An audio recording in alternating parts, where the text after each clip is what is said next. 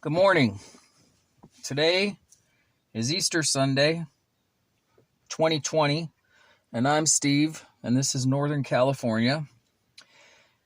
I'm going to try to show you a quick video on how to turn your CD player in this 2001 Ford SES model into a cassette player for the purposes of turning it into a Bluetooth hands-free device.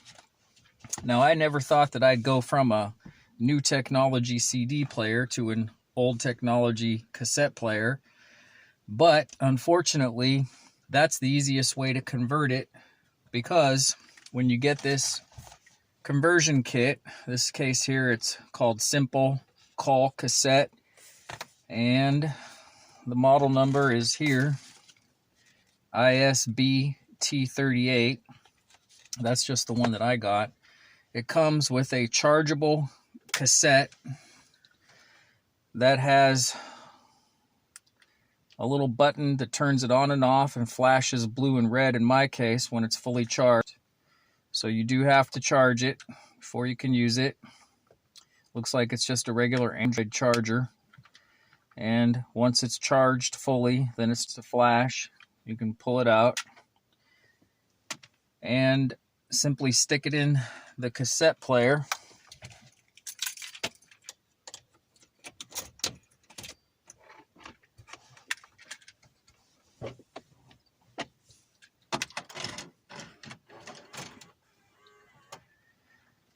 And then you can use side 1 or side 2, but it only really works in my car if it's on side 1, so if it stops working, you may have it on the wrong side and you may have to use that one button there.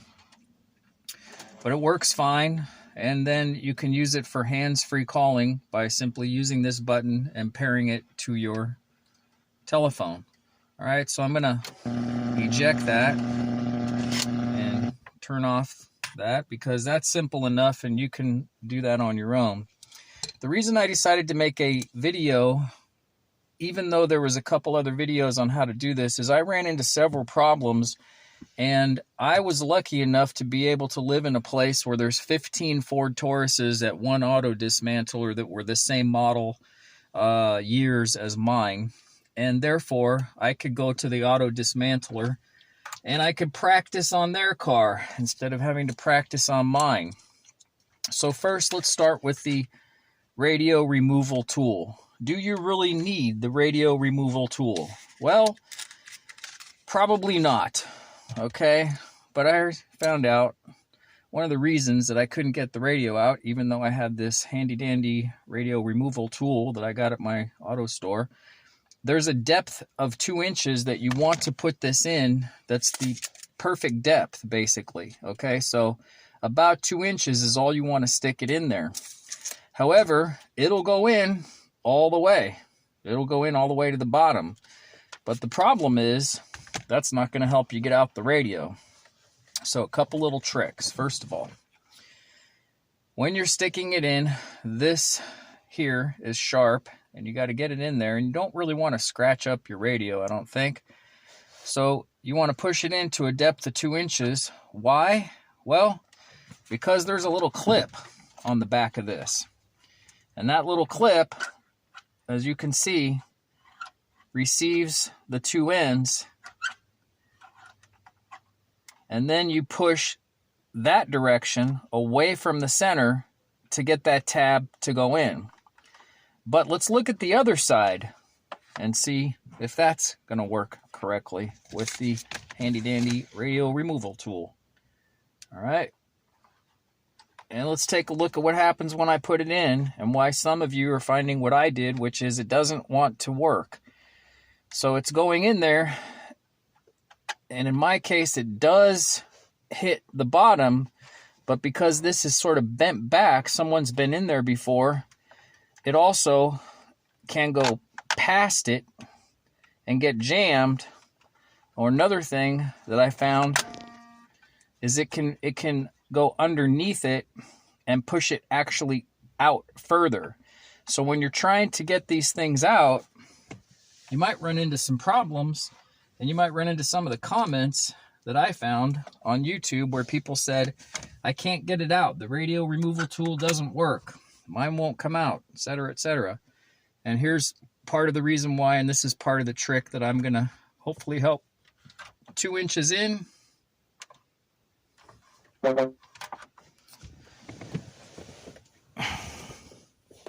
And when you're putting it in, you might want to wiggle it in a little bit to make sure it actually gets into the ports and bottoms out right around 2 inches. And then you pull out, and you can see this one, it's not in there correctly. I found this out on several of them. So right about there, and then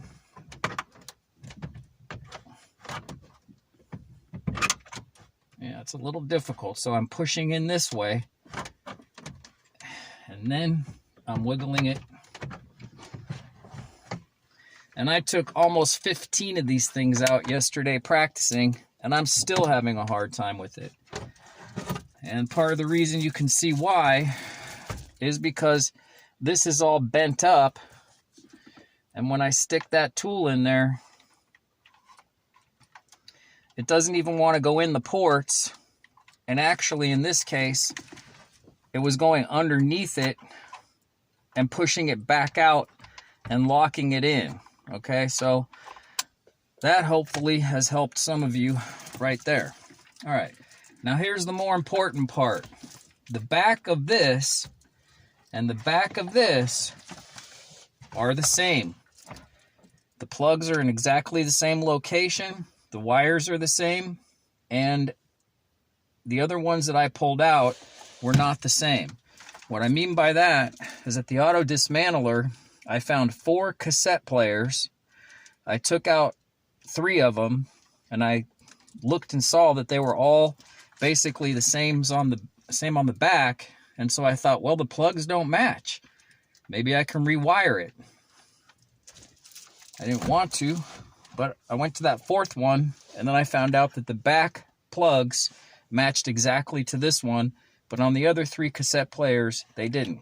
So let's go back to this on the front and show you what was different. So when you order it or go into the auto dismantlers, hopefully you don't run into the same problem I did. This is obviously your fan speed, and the plugs on some of the cassette players have 4 connectors, but they're inside of a very small box, so the connector plug's not the same.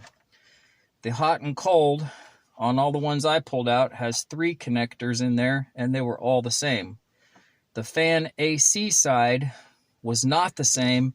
It has 4 connectors in there, but some of them had a different array going sideways instead of this smaller plug. The fan direction has 6 connectors, and they were all the same. And as far as I could tell, the little stereo connector plug was the same. So on the side of mine, I don't know if you're going to be able to see that, but the number on the model of the CD player was 1F1F-18C858-DC.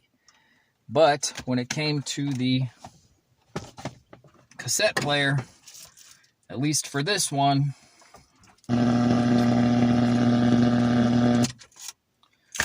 it was different. Now I'm going to take these plugs out, and that's kind of tricky as well. All right, so there's this radio plug, then there's this fan plug for on and the several speeds. Then you have the hot-cold plug here, and then you have the AC plug here, and then you have the fan direction going to defrost and all the other directions. And each one of those plugs can potentially break when you're trying to get it out. This one, you push in on this little tab right here, and wiggle comes out pretty easily. This one, you push in on this little tab right here, and at least on mine, and most of the cars that I worked on, it came off pretty easily, but it was a little difficult to push in. So sometimes getting it to push in before you wiggle it may be difficult. This one here actually pushes in underneath on the bottom, and then you push it out. So you can see there's the little clip right there, and this part's the part you push in. This one here pushes in on that. And again, this one was not the same, and this one was not the same. The ones that I took out on most of the cars, these two tabs here, they push out, and they're very fragile on a lot of the cars. So these tabs, when I pushed them out to wiggle this out, many of the cars, those snapped. I suppose you could just electrical tape it down. So in my case, that was something that I found out. You have to order the correct part, and maybe that's the correct part number. I don't know. Everybody's cars are different, and the different trim models may have different displays. The displays on a lot of them look like this, but the displays on the, I think it's the SEL model with the fake plastic wood, looks very different, and it has electronics, and obviously doesn't have any of these hand operated devices. So pretty simple. You just stick this back on there. Now, a little trick, this here is for the AC. And as you can see, that's a lot of metal in there. When I got in here, I found that these wires were frayed and maybe had been rubbing up against this metal. And the previous owner had problems with his AC unit. And the reason why, I believe, was because these wires were all messed up. So that poor guy spent $1,100 for a new AC compressor and AC service, but I have a feeling that the problem was those wires. So that's something to check. Okay, so this, and then this one, and then the stereo. Okay, so if you're at the auto dismantlers, a lot of those cars have transmissions, wheels, garbage and stuff inside here. So you go to the auto dismantler, you're going to want to bring a rag or a towel or something to set this down on. Otherwise, you're going to be setting it down on garbage, and it's going to scratch everything up. It's pretty easy to put this thing back in there. It slides in. And I suppose I could straighten up that tab over there, but I'm not going to do that now. And then it goes in there. Then all you've got to do is program your phone to the Bluetooth device, charge the thing up, and you're set to go. So that's pretty much it. I think that's all the tips that I have. If you do try to do anything like wiggle it out with a screwdriver, I want you to notice I could barely stick anything in there. So if you think you're going to put a screwdriver in here to help force that thing out, not only are you going to mess up all your plastic and scratch it, but I don't think it's going to work. If you do need to do that, you know, this is one way to keep things from getting scratched. I'm not recommending this, but you'll need something even more narrow than that screwdriver, because as you'll see, if I try to put that screwdriver in there, it doesn't even fit. So it's a very narrow space. I wouldn't recommend you do that. That's about all the tips I can think of, and I hope that really helps some people, because those things are little tips that could make a huge difference. Have a happy Easter. Thank you very much for watching. Goodbye.